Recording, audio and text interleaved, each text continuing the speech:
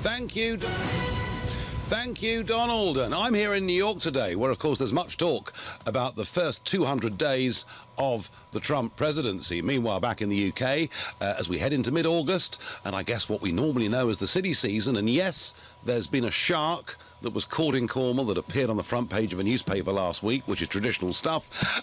But equally, we simply can't get away, can we, from Brexit, the most important UK political story of our times. And I wonder whether things aren't just becoming a little bit confusing. And I say that because this weekend, the Sunday Telegraph said that UK negotiators were now prepared to pay a £36 billion bill to the European Union to settle the so-called Brexit divorce bill. And of course it's been suggested by Monsieur Barnier, the EU's chief negotiator, that unless we paid a substantial bill, and apparently they're asking for 39 billion, so we're kind of getting pretty close at 36 apparently, that we couldn't discuss a proper trade relationship. But of course immediately Downing Street says they don't recognise the figure, and of course conservative Eurosceptics in outrage, including of course one of the show's favourites, Jacob Rees-Mogg, who said there was no logic to the figure that was being reported. And just to sort of make things a little bit worse, overnight we see Sir Simon Fraser, a former chief Mandarin at the Foreign Office, saying that actually things really aren't going very well. We've been a bit absent, he said, from the formal negotiations. He was pretty critical. Again, Downing Street fired back and said that it was all going very well, and David Davis, the Brexit secretary, was happy with the negotiations. And we're also waiting, and perhaps this could bring some clarity, I don't know, we're also waiting for the government to publish its position papers on key issues soon.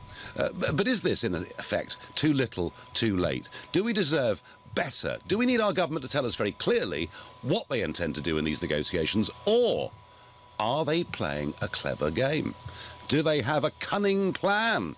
And is it better, actually, just for sort of things to be released separately to sow confusion in the enemy and thereby, in the end, win a fantastic renegotiation? So I want to know from you, do you want more clarity on the UK's position?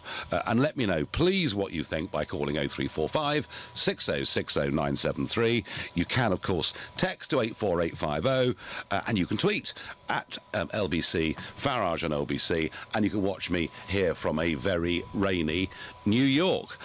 So let me ask you, James in Farnborough, were you confused by what you were hearing, claim and counterclaim, over the course of the weekend?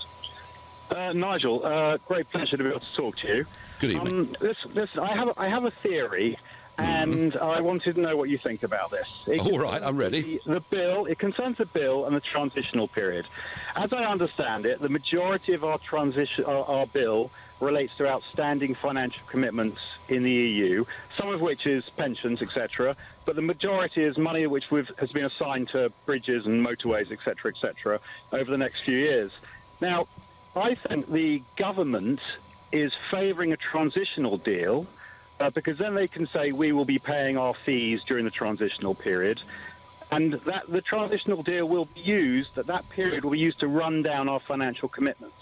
So I feel that we'll have a 3 to 5 year transitional period where we'll still be paying our fees, and after that period, the bill will be negligible because our financial commitments will have been run down.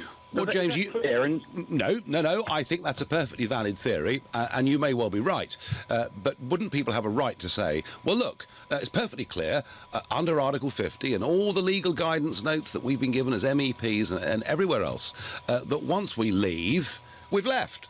You know, and yes, of course, there's a negotiation leading up to that point, but once we've left, we have no more obligations. So I think, James, people would say, well, why would we? Why would we give away, 35, 40 billion pounds of UK's taxpayers' money when actually what the referendum said is that we ought to leave? Yeah, I see that. I see Brexit as a process, and a process which will last sort of 5 to 10 years before we'll start seeing, what's out the other side. But part of that, I feel, is this transitional deal. Now, as a Leaver, I'm not too bothered about the transitional deal. I don't think we need to stress ourselves necessarily with a 2-year deadline, and if we can come to some agreement with the EU. And there's no way they're going to give us a transitional deal where we're enjoying the benefits of what they say is the single market and the customs union while we are not paying a fee. So, I James, you may be a very relaxed leaver.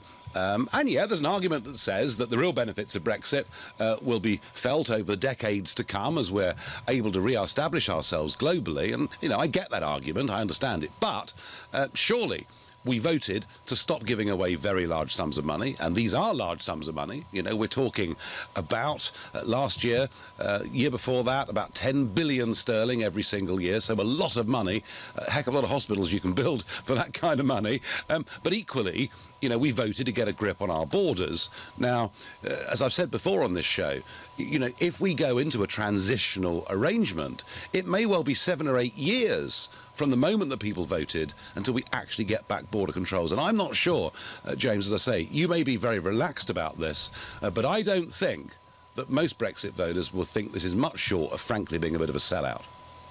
I'm not relaxed. I'm actually very stressed. I'm very stressed because of the deadline and the inability. I believe the inability.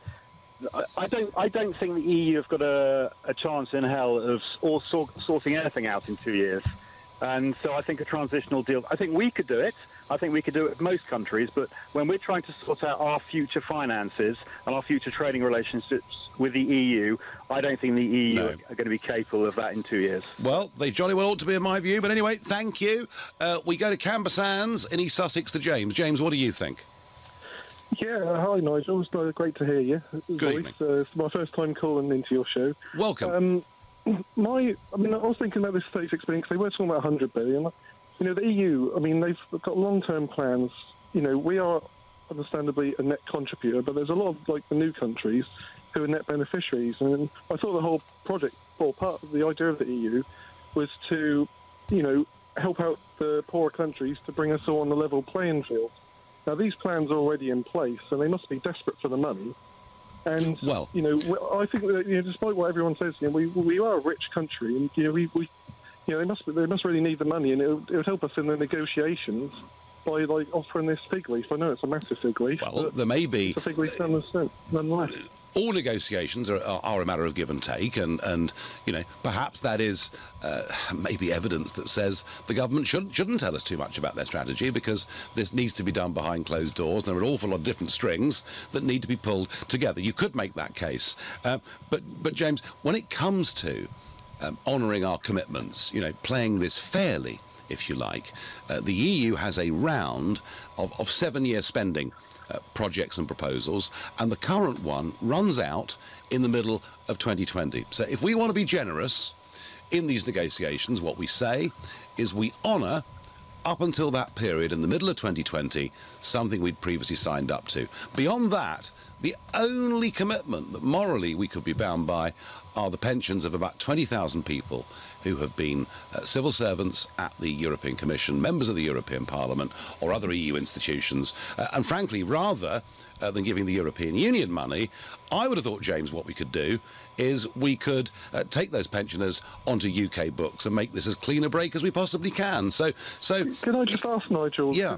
There's something you mentioned there which I haven't heard anyone say. That we've got commitments up to 2020, but what are those commitments? What does that add up to? Well, at the moment, as I say, we have been paying net between 8 and 10 billion a year for the last few years. So that's what our commitment has been. So here's me saying that maybe we do owe, because of what we've agreed to, another 7 or 8 billion pounds or whatever it may be. But beyond that, I can't see that we need to give a penny piece. And I think also, James, when it comes to the trade negotiation, look, they sell us a lot more motor cars and a lot more goods and a lot more products than we sell them. I sort of worry. I worry perhaps that we haven't got the collective confidence coming from the leadership of our country.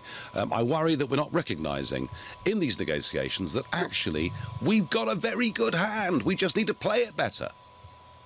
Yeah. Well, it makes sense to me then. If we're committed up till 2020, and let's call it 8 billion, then 3/8, 24, plus a little bit extra for the pensions, maybe it's another billion, say. then that sounds like a figure that, people could understand. But yes. when they say 36, I think it'd be fairer if they say, right, it's 36 because of X, Y, and Z. From what you've told me, it'd be a reasonable thing for them to ask. James, I asked Barnier, I've challenged him 2 or 3 times now in the European Parliament and said, look, whether this figure is 50 billion euros or 100 billion euros or whatever it is, surely you've just plucked this out of the air. Can you give us some justification for how you've reached any of these figures? And the one thing that he did say was that 100 billion euros was too much, and I was at least a little bit encouraged by that.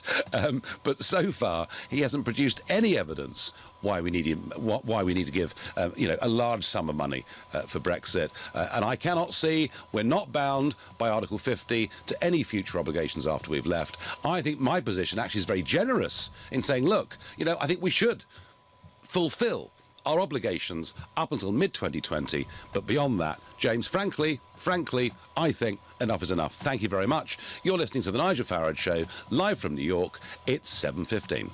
So it's been a rather confusing weekend. Reports coming out in the Sunday Telegraph that the government are going to be happy to pay £36 billion as part of our leaving bill. It's been suggested by 1 or 2 people calling in tonight that perhaps if we're entering into extended transitional arrangements, this explains why the figure might be as high as it is.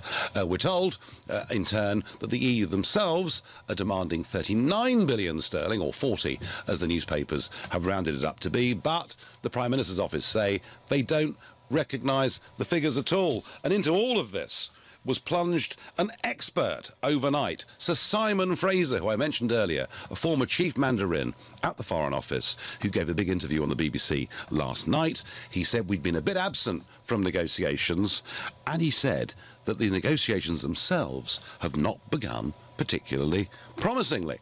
Now, this was all over the BBC website this morning and elsewhere in the media, but what, of course, we weren't told about Sir Simon Fraser, who I'm sure is a wonderful fellow, is that he worked in the past for Peter Mandelson. He was seconded and worked for the European Commission in Brussels. He was an absolutely ardent Remainer, even publicly speaking out in the week before the referendum, saying what a disaster it would be if left. So it's all well and good to get people with titles and grand positions, but it's quite useful, I think, to know perhaps what their background on this issue is.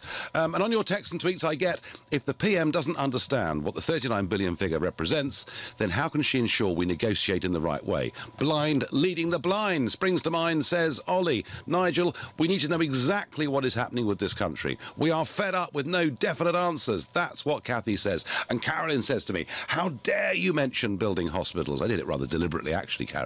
How dare you mention building hospitals with that money when you were exposed as a liar on that score during the referendum? Well, Carolyn, I never mentioned it once in the referendum, but Boris might have done. And Harry says, I don't understand how or why they regard our membership as a marriage and in effect want a divorce settlement. No one marries 27 people. And Peter says, let the EU keep asking and asking for more until we turn round and say no deal. Steve in Mill Hill, does there come a point when we have to say no deal, or does it make sense to pay over a lot of money to give us a long transitional withdrawal from the EU?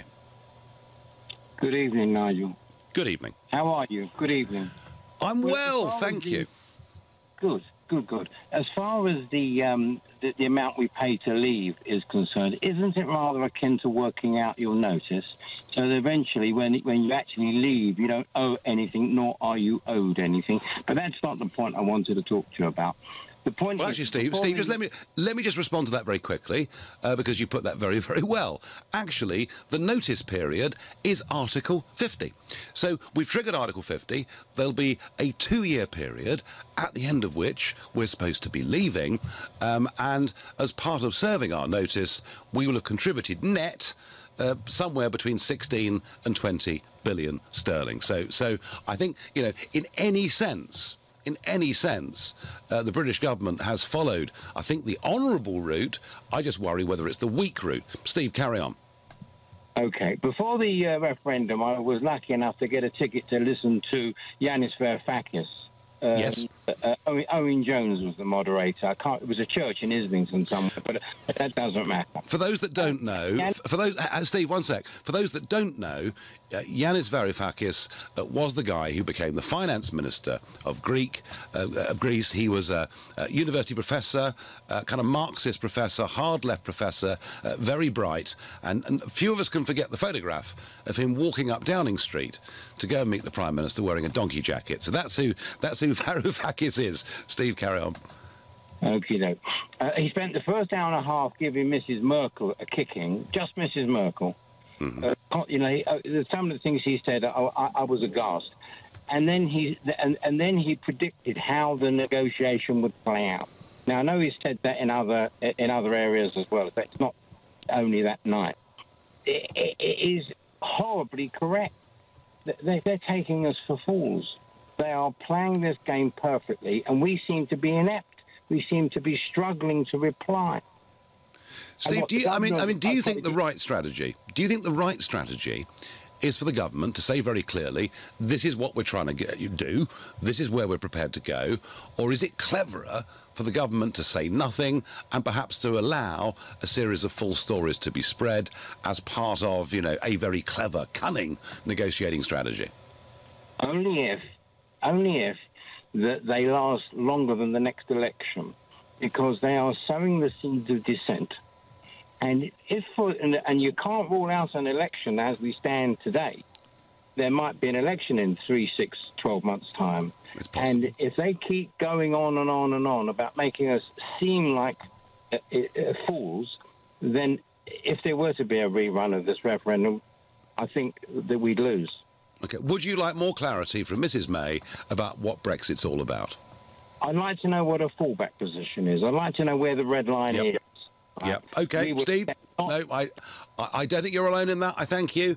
Ade in Gravesend, good evening. Good evening, Nigel. Good evening. So, tell me. Lovely to talk to you, first-time caller. Well, we're very welcome. So, Ade, are the government getting this right? Should they keep their cards really close to their chest in this negotiation, or should we have a bit more clarity from them?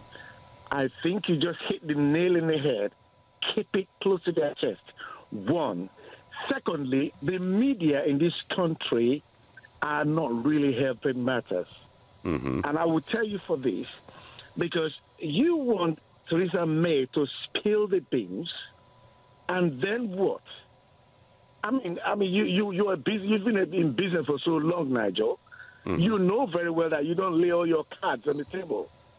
So what is good? See, I'm from Nigeria, a British guy.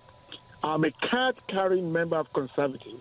Yep. I'm a very close Thatcherite, and I love you, Nigel, as well, because when you're in UKIP, I believed in what you were doing very seriously. The last thing I want is to have a government that behaves as the press, especially the British press, wants it to behave. Right. Now, so don't dance the press's tune and play the clever game and keep your cards close. Yeah. The British have always been good in business that way. I mean, I don't know where. I mean, for God's sake, you control over a quarter of the world before. How did you do it? Mm. Well, Ade, I completely understand your point. It's a perfectly valid point of view, all of which leaves me gasping when Michael Gove goes across to Denmark and says, when we get our territorial waters back, we don't have the fishing capacity and we don't have the processing capacity to deal with all those fish, so you'll still be allowed to come into our waters and catch as much as you want. My argument with them is not so much about whether they should keep their cards close to their chest or not. They just don't appear to be going into this with any self-confidence about the strength of our position. Ade, I thank you very much indeed for your call. Loads of you wanting to get in on this. We shouldn't make our position clear on Brexit. I get on Twitter. If we do, the EU will take advantage and try to bleed us dry, says Patrick. So why on earth is Mr Gove giving away fish before we've even properly started? What people need to remember, there are member countries who contribute nothing, says Philip. Well, in fact, there are lots of member countries who are receivers of money and have been for many, many years. Just pay lip service to the EU, sign nothing, nothing, wait for it all to expire, then do what we want, says D. Nigel, I agree. We should honour our commitments with the EU up to 2020, as you say, and it's a great idea to transfer those assets to the UK pension services. Well, it wasn't so much assets I was talking about as liabilities, but I would have thought that the 20,000 or so pensioners should come off the European Union's books and be dealt with by the UK parliamentary scheme or whatever it may be. Mike in Bridgend, good evening. Quite a lot of callers telling me, Mike, that actually the canny way for the government to play this is to tell us nothing and to do it all quietly and cleverly. Well, I just think that that's all well and good, but like I say, if they're not asking for 30 billion or 34 billion in addition to the money we owe up till 2020, are they? They're just asking that's included in everything, isn't it?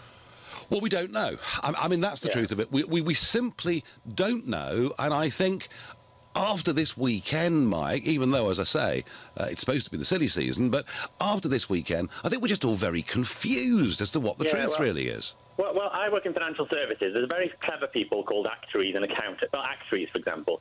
And you know, if you actually employed actuaries to actuarially determine our liabilities to the European Union up to 2020 and maybe any ongoing commitments before then, suitably qualified actuaries could give you a specific figure. What I just find is amazing is the way figures are just bandied around. If somebody says you owe, here a cert must prove. If somebody says you owe 34 billion, then they need to bring you like a balance of accounts, like a statement of accounts. If I went and did some building work for somebody and I did an invoice and it was just blank and I handed it over and I said, right, I want £30,000 for doing your building work, you know, nobody would accept that. So what we need is a detailed invoice which we can then dispute or look at. Has anybody even seen one of those? Do you know, Mike, that's exactly what I've asked Monsieur Barnier for in the European Parliament in Strasbourg, and he's produced absolutely diddly squat, nothing. So I do wonder. I mean, I understand the argument that it's a complex package that David Davis has to put together, but I would like at least a bit of leadership from our government, and that, I think, is what is lacking, Mike. The danger is if you keep attacking the people doing the negotiating, there's a load of people waiting in the wings. For example, Vince Cable, who's referring to people who want Brexit as, potential jihadis. Oh, jihadis. Yes, we're jihadis. I mean, I thought the arrogance of the leader of the Liberal Democrats, or the new leader of the Liberal Democrats, basically showing his total contempt for democracy and for the views of ordinary people. I don't think, Vince Cable, that's going to do your party an awful lot of good. Mike from Bridgend, I thank you very much indeed for your call. Lots of first-time callers in this first half an hour. You're listening to The Nigel Farage Show exclusively on LBC, live from New York. It is now 7:30 in the UK. How about a bit of good news?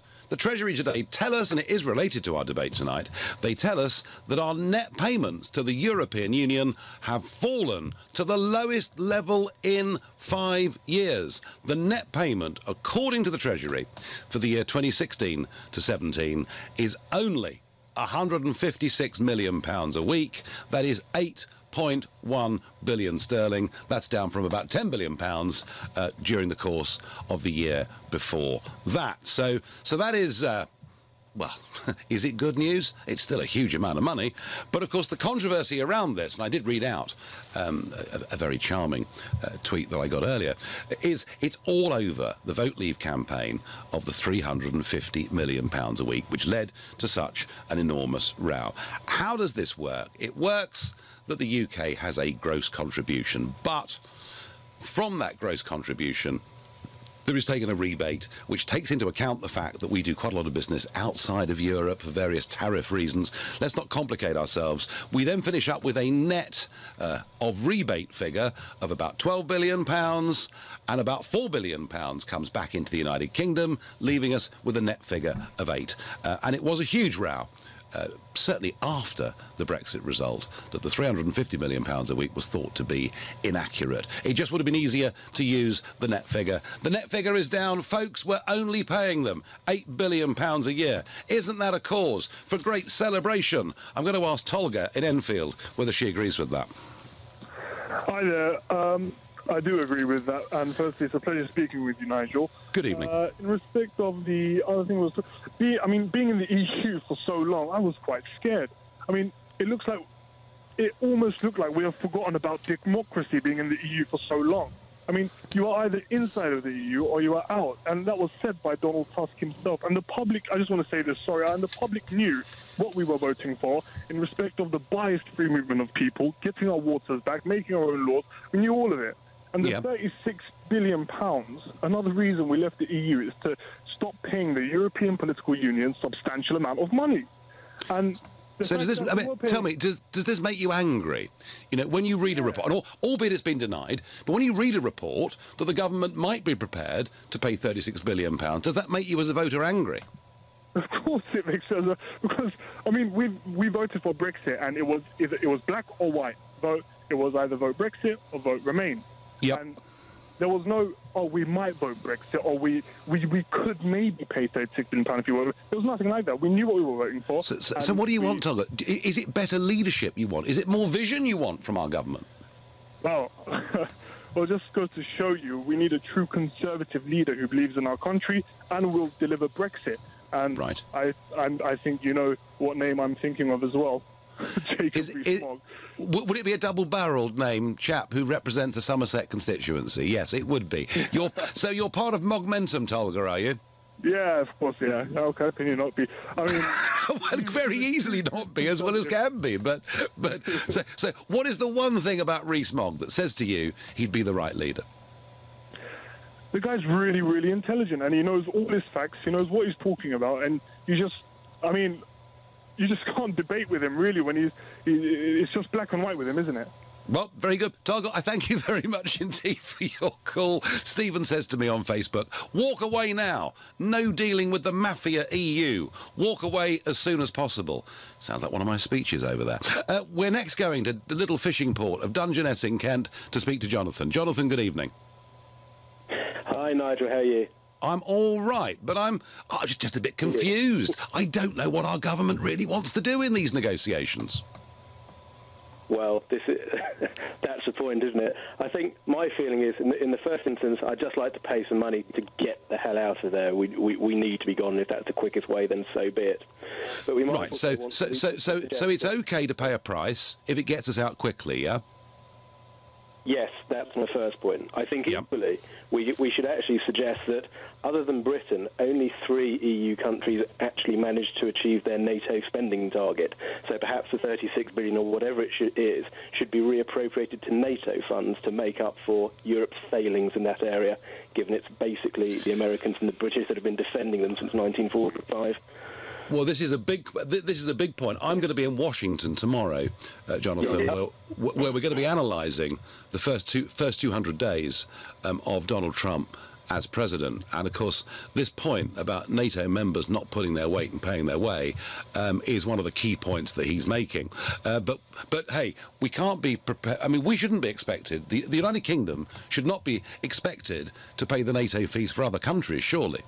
No, but I think it would just help if we sort of reinforced that fact that, you know, most of Europe, apart from Greece, Estonia and Poland, the rest of them have been sitting back for the last almost years under the American umbrella, the British umbrella. You know, it's only ever our forces that put their lives on the line. The French don't go anywhere. The Germans certainly don't go anywhere. Most of them are pretty hopeless. Yeah, but Jonathan, it's a slightly separate debate. I mean, I get the point, and we will talk about NATO tomorrow on this programme. I absolutely promise you, because it is a very, very important point about Trump's relationship with the whole of Europe in many, many ways. But Jonathan, do you think? I mean, are you one of the people that thinks that actually the government doesn't need to tell us what they're up to? They should just play their cards very close to their chest and get the best possible deal? Yeah, they absolutely should. However, I'm a true conservative my entire life, but there is not the right team there to do it, sadly.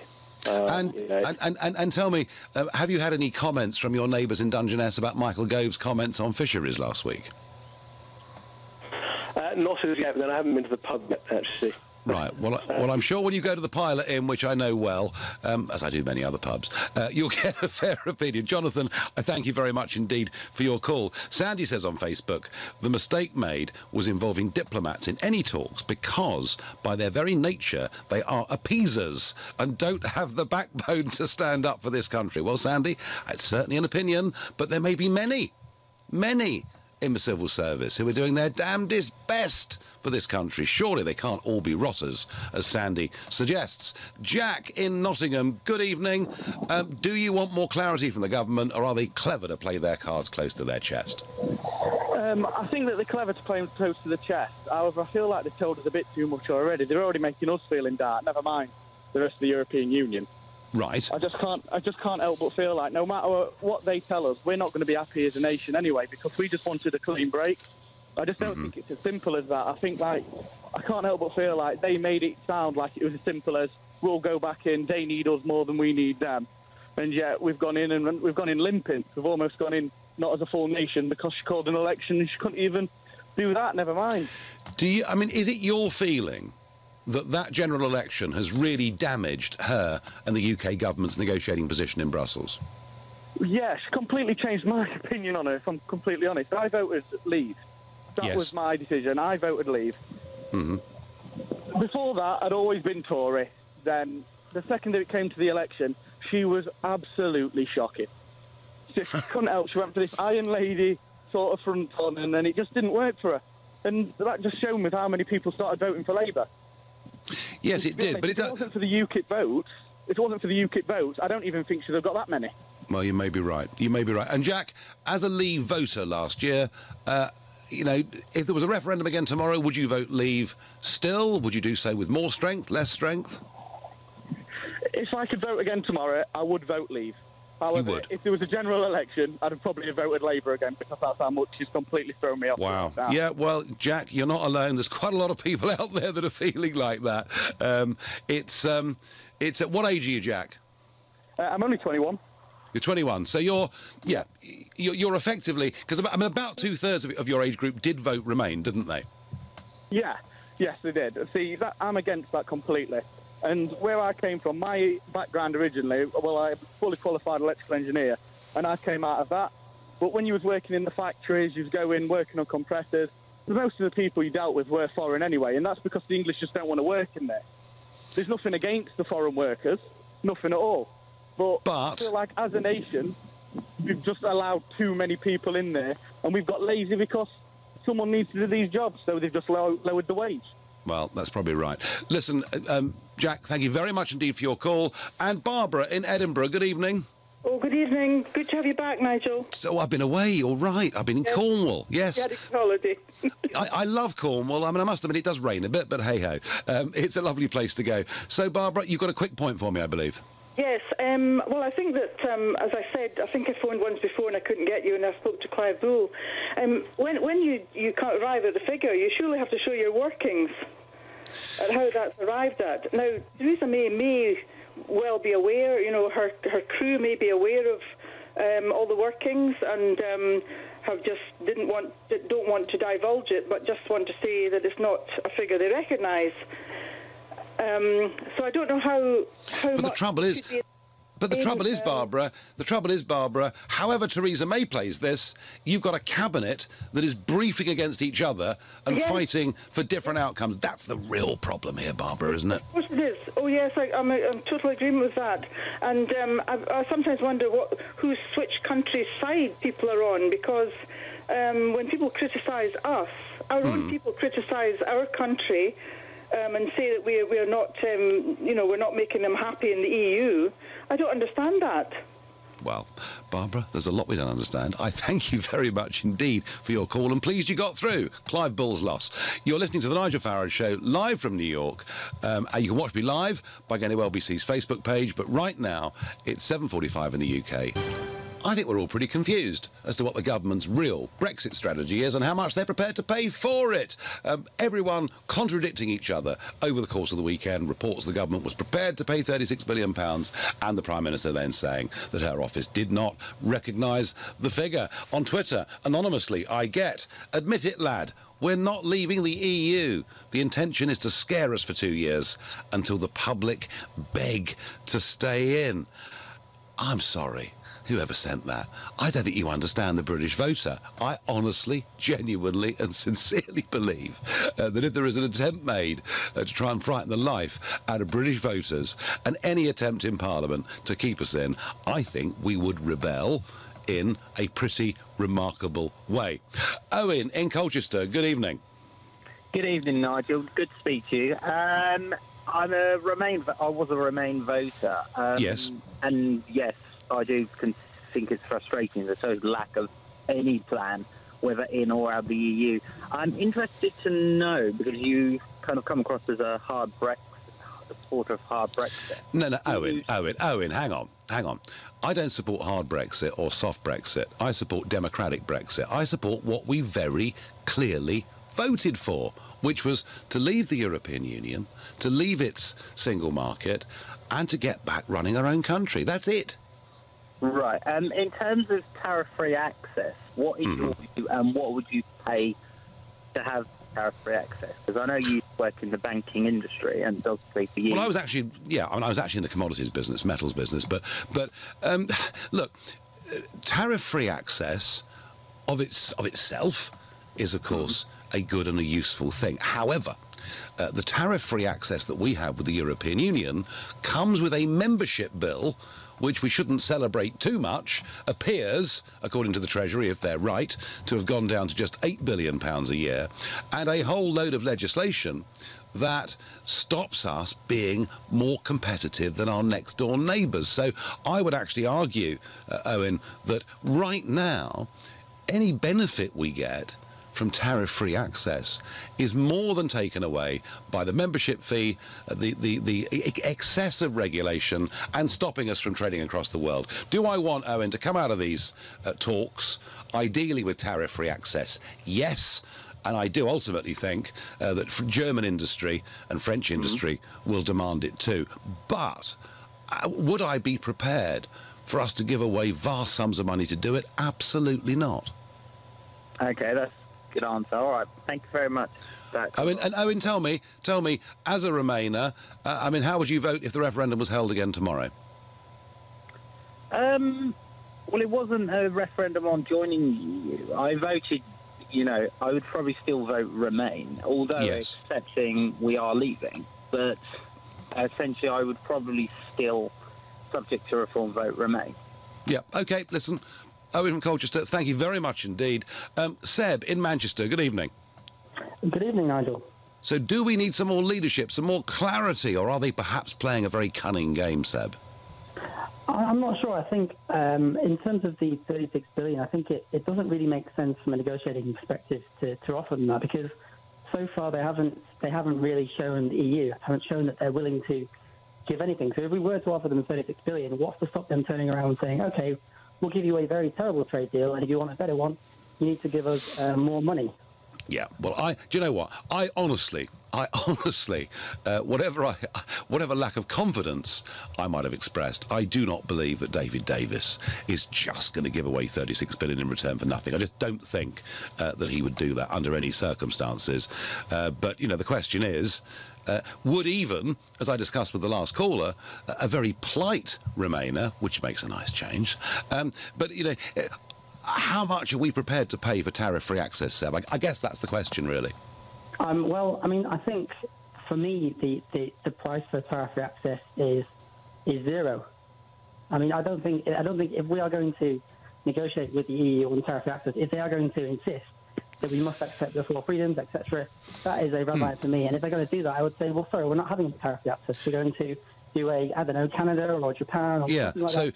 So actually, why waste potentially not just the time up until March 2019, but maybe for years after in transitional arrangements? Why waste all this time if they're never ever going to put this on the table? That's really what you're saying, isn't it? Well, I think in terms of getting at the top, what we need to do is assuming that we're going to be leaving customs union, what we need to do is do a charm campaign across the UK, because whatever deal we get with the European Union, I'm assuming we're going to be doing WTO terms for everyone else. So we need to be getting our borders ready, getting our businesses ready, and saying, OK, we're ready for WTO, and to implicitly signal to the EU that we are ready to leave, regardless of what happens. Because right now we are signaling to them that we have no plan. Even though we're signaling to them that we don't.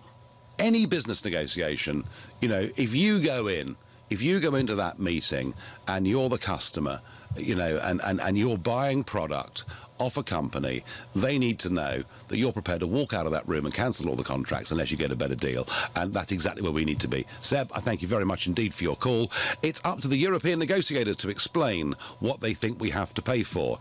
It would be madness to show your cards too early. Nigel, how long do we have to go on with the charade before the threat of no deal kicks in? We are only going to get a bad deal, so let's show them what we mean by getting up and walking out, says Paul in St Neots. Well, that's quite a lot of people do actually support that position. And certainly, the caller we had earlier, who mentioned Yanis Varoufakis, the former Greek finance minister, he said it's a complete waste of time to negotiate with these people. They will never, ever listen. Tina says to me on Facebook, in terms of Brexit, it's not hard or soft, it's in or it's out. Sentiments, of course, Tina, that I would agree with. I wonder what Nick in Kings Lynn thinks. Good evening. Could you reiterate your comment about Vince Cable you said earlier on about not recognising democracy? Yes, I think that when Vince Cable said yesterday that he treated people who, when they were asked in an opinion poll, you know, would they still vote for Brexit? And even if there was a threat that economically it might be bad for the country, a lot of people said, yes, we would still vote for Brexit. And Vince Cable compared them to jihadis. And what he was doing was he was quite willfully belittling and talking down to people who were turned out in a referendum to vote on a variety of issues, but the main one being that of sovereignty, that of governing our own country and making our own rules. And I think that Cable doing that basically showed contempt. Yes, that is my view. Well, I'm no great supporter of Vince Cable, but he's hardly a raving left-winger, is he? He's a man of the city. He was an ex-oil baron. Of course, he's a corporatist. He's a corporatist, Nick. Exactly. And we know that the bigger the company, the bigger the corporation, the more likely they are to be hand in glove with the European Union. And I just think, look, it's all well and good. You know, Vince Cable, you know, economist at Shell, and he's done many things in his life. But I would say to Vince Cable, you know, do not insult people just because they voted for a different way to you in the referendum and they have a different set of priorities. Nigel, my point is that playtime is over now. We had that city referendum on a simple choice. There was no details in the referendum. We're now back to reality. It's all right you coming on every night banging against the government, not having confidence or leadership. They've got to deal with the realities. And every day exposes how untenable this Brexit's going to be, whether you're pro-Europe or not. All this talk about transition and everything else. Because it's about migration. It's just, it is totally impractical. You say, all right, we pay a big bill of $36 billion to get out. Do you think that's obviously going to be the end of it?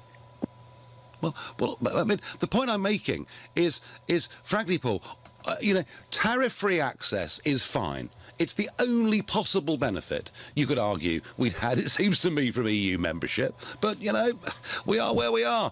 Clearly, you're not happy with it. Paul says to me on Facebook, did we contribute to the EU government buildings, etc.? Will the EU buy back our share of all these buildings? Well, and not to mention our money in the European Investment Bank too. No, they're not paying us. They're asking us for a thumping great big bill. The trouble is, we don't know what our government's real position is. I do understand that in negotiations, keeping your cards close to your chest, trying to put a whole series of things together at once is something that doesn't necessarily need to be put in the public domain. But the real problem here is we've got a cabinet who are briefing different things on Brexit at different stages, often in a very contradictory way. What we've got here, frankly, is a lack of leadership. Mrs May simply isn't in control. That's the problem. I'm back tomorrow. I'll be in Washington, D.C. We'll be talking about Trump's first 200 days. Coming up at 10, it's Ian Collins. But up next, it's Clive Bull. Nigel, thank you. So at 9, the Consumer Hour. This week we're looking at insurance problems with expert Jeff Salmon joining me.